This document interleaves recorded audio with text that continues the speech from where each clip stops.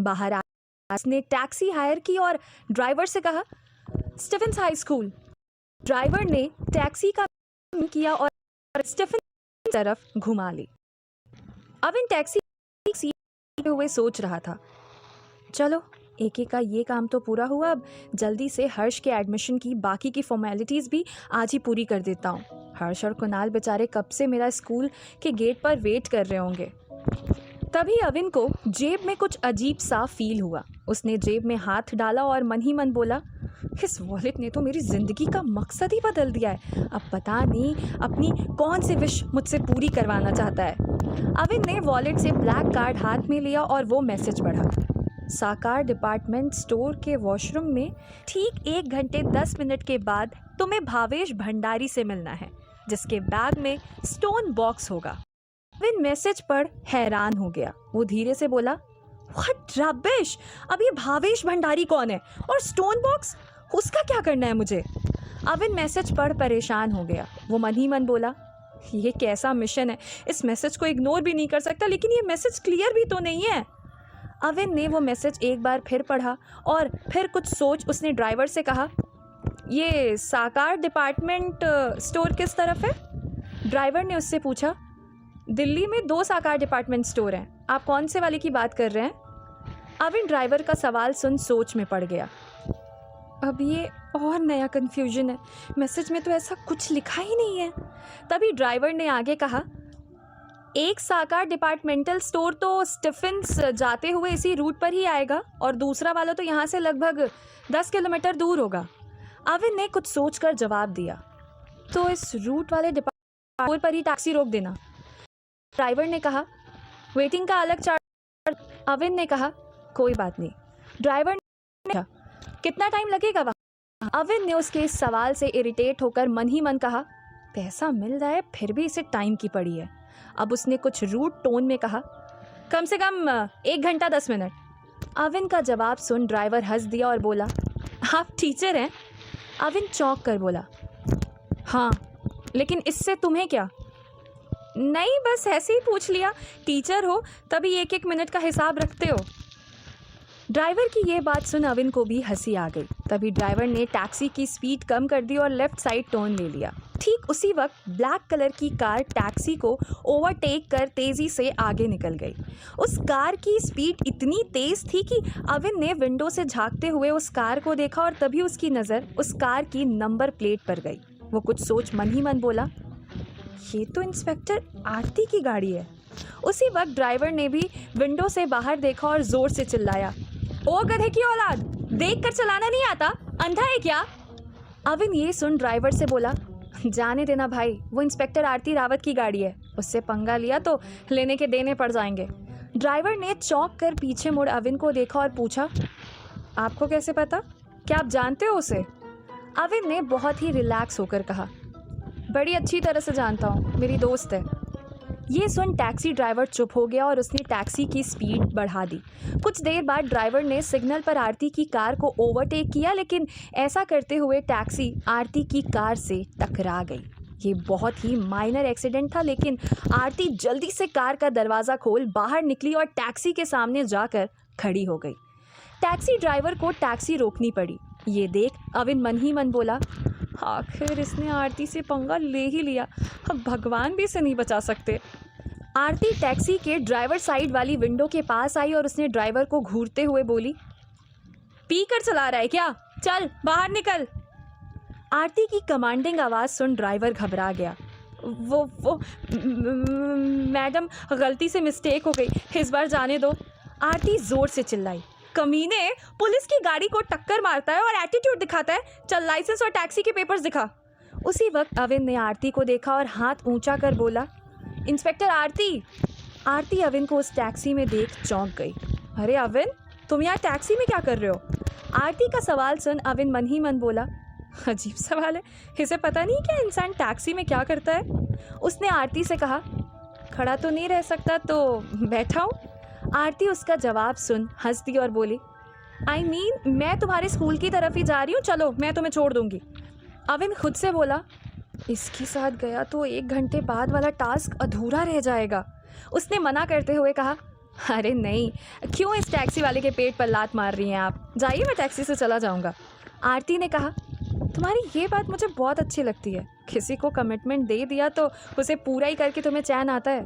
अविन हंस दिया। उसे देख ड्राइवर को भी हंसी आ गई। ये देख आरती ने ड्राइवर को फिर से घूरा और उसे वार्निंग दी। इस वक्त मेरा दोस्त तेरी टैक्सी में बैठा है, इसीलिए माफ़ करियो, लेकिन फिर कभी किसी पुलिस वाले की गाड़ी को ओवरटेक करने की कोशिश की तो सीधे जेल जाएगा। ये बोल आरती वहाँ से चली गई। ड्राइवर ने धीरे से टैक्सी आगे बढ़ाई और थोड़ा आगे जाते ही धीरे से बोला, हर पुलिस वाला अपने आप को इस देश का भगवान समझता है। हम तो जैसे उनके आगे कुछ हैं ही नहीं। अविन ये सुन ड्राइवर से कहा, भाई आज तो तू मेरी वजह से इंस्पेक्टर आरती से बच गया, वरना ये तो खड़े खड़े पैंट में पेशाब करवा दे, इतनी खतरनाक है। ड्राइवर बोला, साहब सब पोजीशन का कमाल है। तभी उसने टैक्सी राइट साइड कर एक बड़ी बिल्डिंग के पास रोक दी और बोला, वो रहा आपका साकार डिपार्टमेंटल स्टोर। आप अपना काम जल्दी से ख़त्म कर लीजिए, मैं आपका यहीं वेट करता हूँ। अविन ने विंडो से बाहर देखा और मन ही मन बोला, तो मुझे भावेश भंडारी यहाँ मिलेगा, लेकिन अभी तो उसे आने में बहुत देर है, तब तक क्या करूँ? उसने ड्राइवर से कहा, मुझे टाइम लगेगा लेकिन मैं तुम्हारा वेटिंग चार्ज पे कर दूंगा। ये बोल वो टैक्सी से उतरा और डिपार्टमेंटल स्टोर के अंदर चला गया। स्टोर के अंदर जाकर वो मन ही मन बोला, इतना बड़ा स्टोर है और एंट्रेंस पर बुढ़ा सिक्योरिटी गार्ड बैठा रखा है, उसे तो घूंसे मार कोई भी अंदर आ सकता है। तभी उसके पास एक लड़की आई और बोली, आप अविन देसाई हो ना, स्टीफेंस में मैथ्स टीचर? अविन को कुछ समझ नहीं आया। उसने उस लड़की को ऊपर से नीचे तक देखा और मन ही मन बोला, ये कौन है और मुझे कैसे जानती है? इससे तो मैं पहले कभी मिला नहीं। फिर उसे घूरते हुए बोला, हाँ मैं ही अविन देसाई हूँ और स्टीफेंस में टीचर भी हूँ, लेकिन मैंने आपको पहचाना नहीं। आप? उस लड़की ने जल्दी से कहा, याद है कुछ दिन पहले आप मुझसे एक कॉफ़ी शॉप में टकरा गए थे और वहाँ आपका वॉलेट गिर गया था, जिसे लेने से आपने मना कर दिया था। याद आया कुछ? ये सुनते ही अविन चिढ़ते हुए बोला, तो उस मुसीबत की जड़ आप हैं। उस लड़की ने चौंक कर अविन को देखा और ऊंची आवाज़ में बोली, मैं और मुसीबत? What do you mean? Avin मन ही मन बोला, ये क्या बोल दिया मैंने? उसने तुरंत खुद को ठीक करते हुए कहा, सॉरी, वो मेरे कहने का मतलब था कि आपकी वजह से वो वॉलेट अब तक मेरे पास है। वो लड़की हंस दी और बोली, इंटरेस्टिंग, मतलब आप चाहते हैं कि वो फिर से गुम हो जाए? अविन ये सुन मन ही मन बोला, काश ऐसा हो पाता। तभी उस लड़की ने कहा, उस दिन तो आपने मेरे साथ कॉफ़ी पीने से मना कर दिया था, आज यहाँ से शॉपिंग करने के बाद चले बरिस्ता। अविन खुद से धीरे से बोला, ये यहाँ पर भी मुझे लाइन मारने लग गई। कोई बहाना बनाकर इससे पीछा छुड़ाना पड़ेगा, नहीं तो वॉलेट की तरह ये भी मेरे पीछे पड़ जाएगी। तभी स्टोर के एंट्रेंस पर किसी के जोर से चिल्लाने की आवाज़ आई, अबे बुड्ढे, कितना टाइम लगाता है टेम्परेचर चेक करने में, जल्दी कर। अविन स्टोर के एंट्रेंस गेट के पास ही खड़ा था। उसने पीछे मुड़कर देखा तो सिक्योरिटी गार्ड के सामने एक लंबा लड़का बैग लेकर खड़ा था। अविन उसे देख मन ही मन बोला, कहीं यही तो भावेश भंडारी नहीं है? तभी वो लड़का स्टोर के अंदर आ गया। उसने स्टोर के एंट्रेंस के पास लगी रैक से एक बिस्किट का पैकेट उठाया और उसे खोल बिस्किट खाते हुए आगे जाने लगा। स्टोर के मैनेजर ने उसे टोका, एक्सक्यूज़ मी, स्टोर के अंदर कुछ भी खाना मना है। उस लड़के ने पीछे मुड़कर मैनेजर को देखा और पैकेट से 2 बिस्किट और निकालकर अपने मुंह में रख लिए। ये देख मैनेजर ने फिर से कहा, प्लीज़ यहाँ आप कुछ नहीं खा सकते।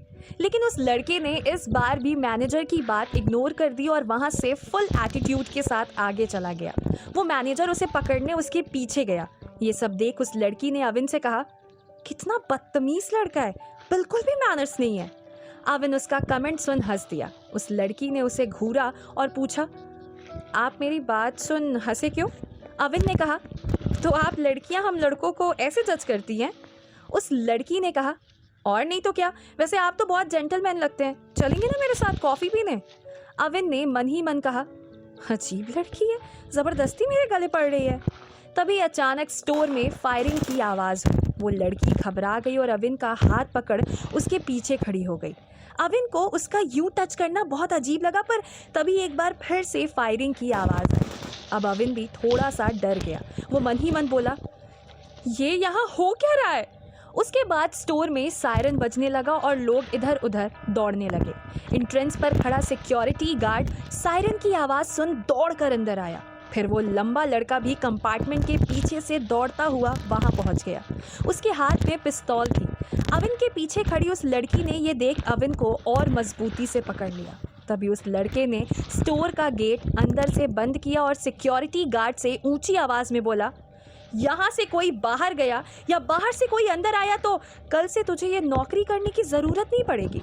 उस सिक्योरिटी गार्ड ने आगे बढ़कर उस लड़के को पकड़ने की कोशिश की, लेकिन तभी उस लड़के ने सिक्योरिटी गार्ड के सिर पर पिस्तौल रख ट्रिगर दबा दिया। वो सिक्योरिटी गार्ड वहीं ज़मीन पर गिर पड़ा। उसके सिर से खून बहता हुआ अविन के पैरों के पास आ रहा था। अविन ये देख घबराकर मन ही मन बोला, ये तो बड़ा ही खतरनाक निकला। मुझे इंस्पेक्टर आरती को कॉल कर इन्फॉर्म कर देना चाहिए।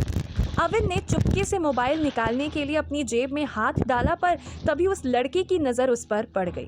उसने एक झटके से अविन का हाथ पकड़कर खड़ी उस लड़की को अपनी तरफ खींच लिया और उसके सिर पर पिस्तौल तान दी। वो जोर से बोला, ज़्यादा होशियार बना तो इस लड़की को अभी ढेर कर दूंगा।